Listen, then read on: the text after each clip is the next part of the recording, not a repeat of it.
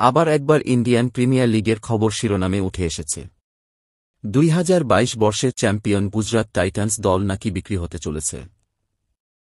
সূত্রের খবর অনুযায়ী আইপিএলের দল গুজরাট টাইটান্স নিজেদের অংশীদারিত্ব বিক্রি করার সিদ্ধান্ত নিয়েছেন দলের মালিক গোষ্ঠী সিডিসি ক্যাপিটালস।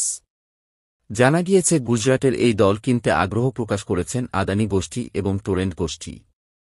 2022 বর্ষে 8 দলের বদলে 10 দল নিয়ে শুরু হয়েছিল Indian premier league. Gujarat Lions দলের পর শহরগত এই ফ্র্যাঞ্চাইজির নতুন নাম গুজরাট টাইটান্স হয়। 2022 সালে প্রথম প্রচেষ্টায় হার্দিক পান্ডিয়ার অধিনায়কত্বে প্রথম ট্রফি জয়লাভ করে গুজরাট। এরপর 2023 মরশুমে আবার ফাইনালে পৌঁছে যায় গুজরাট, তবে চেন্নাইয়ের কাছে বশ্যতা স্বীকার করতে হয় গুজরাটকে।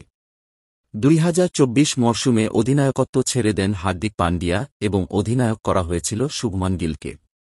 জানা গিয়েছে চলতি বছরে প্রচুর লসের মধ্যে দিয়ে যাচ্ছে এই ফ্র্যাঞ্চাইজি, যে কারণে বড় সিদ্ধান্ত নিল দল। আপাতত বিসিসিআই এর লক ইন পিরিয়ড চলছে।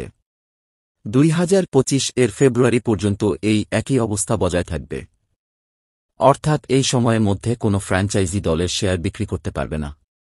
2021 সালে 5,625 কোটি টাকা দিয়ে গুজরাট টাইটান্স ফ্র্যাঞ্চাইজিটি কিনেছিল সিডিসি ক্যাপিটাল।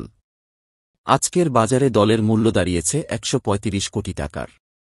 2021 সালেই আইপিএলের গুজরাট ফ্র্যাঞ্চাইজিটি কিনতে চেয়েছিলেন আদানি গোষ্ঠী এবং টরেন্ট গোষ্ঠী। আবার তারা দলের সংখ্যাগরিষ্ঠ অংশীদারিত্ব কেনার জন্য আগ্রহ প্রকাশ করেছে। আইপিএলের প্রসার সারা বিশ্বে ছড়িয়ে পড়েছে, যে কারণে দিনের পর দিন ফ্র্যাঞ্চাইজিগুলি কেনার জন্য ব্যাপক আগ্রহ দেখিয়েছে বিনিয়োগকারীরা। অন্যদিকে ফ্র্যাঞ্চাইজি ক্রিকেটে গৌতম আদানি এই প্রথম দল কেনার আগ্রহ দেখাচ্ছেন না। এর আগে মহিলা প্রিমিয়ার লিগে 1,289 কোটি টাকা দিয়ে কিনেছিলেন ডব্লিউপিএলের আহমেদাবাদ ফ্র্যাঞ্চাইজি, যার নাম হল গুজরাট জায়ান্টস। দর্শক, এখন এই পর্যন্ত।